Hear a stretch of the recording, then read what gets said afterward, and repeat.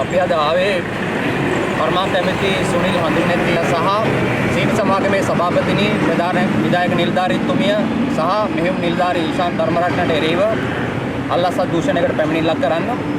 මොකද සීනි සමාගමේ ඔවුන්ගේ තීරණ නිසා විශේෂයෙන්ම කර්මාන්ත ඇමති සුනිල් හඳුන්නැති සීනි සමාගමේ සභාපති සඳමාලි චන්ද්‍රසේකර ඒ වගේම ප්‍රධාන විධායක නිලධාරී දීපිකා කේ ගුණරත්න සහ මෙහෙයුම් ප්‍රධාන නිලධාරී ඊශාන් ධර්මරත්න මේ අය තමයි සීනි සමාගමට අදාළ තීන්දුව తీරන ගන්නේ.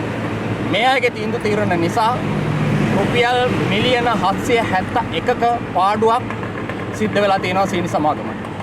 ඒවා අපි තොරතුරු සාක්ෂි සහිතව අද අල්ලස් දූෂණ කොමිෂන් එකට පැමිණිල්ලක් වශයෙන් ඉදිරිපත් කරා. අපිට තොරතුරු හම්බුණා, සාක්ෂි ලැබුණා කොහොමද මේ දවන්ත දූෂණය සිද්ධ වෙලා තියෙන්නේ කියන කාරණාව. ශ්‍රී ලංකා එයාර්ලයින් එක ගත්තත් ඒත් පාඩුයි විශාල ප්‍රසම්බත්.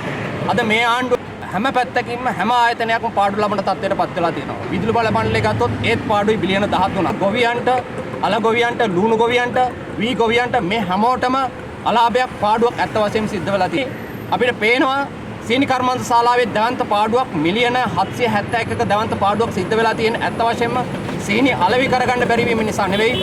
මේගොල්ලෝ විශේෂයෙන්ම මේ ආයතනයේ පාඩු ලබන මට්ටමට තීන්දුව తీරන අරගෙන තියෙනවා. පාඩු ලබන ක්‍රියාවලියට අදාළව තීන්දුව తీරන ක්‍රියාත්මක කරනවා. අපිට දැනටමත් ආරංචියක් තියෙනවා, දැනටමත් තොරතුරු තියෙනවා. ඉදිරියේදී අපි ඒවා හෙළිදරව් කරනවා. ලංකාවේ මාකට් එකේ අලෙවි වෙන දුඹුරු සීනි අතර මේවා ව්‍යාජ දුඹුරු සීනි ගෙන්වන්න මේ ආණ්ඩුව කටයුතු කරලා තියෙනවා. ඒ පිළිබඳවත් අපි ඉදිරියේදී මාධ්‍යට හෙළිදරව් කරනවා. ඒ නිසා අපි මේ ආණ්ඩුවට කියනවා මේ හැම රාජ්‍ය ආයතනයක්ම ජාතික සම්පතක් වෙලා තියෙන සීනි සමාගම මේක විකුණන්න මේගොල්ලෝ ප්ලෑන් කරන්නේ, සැලසුම් කරන්නේ. අපි ආණ්ඩුවට කියනවා විකුණන්න ලොල් වෙන ආණ්ඩුව ඉවත් වෙන්න.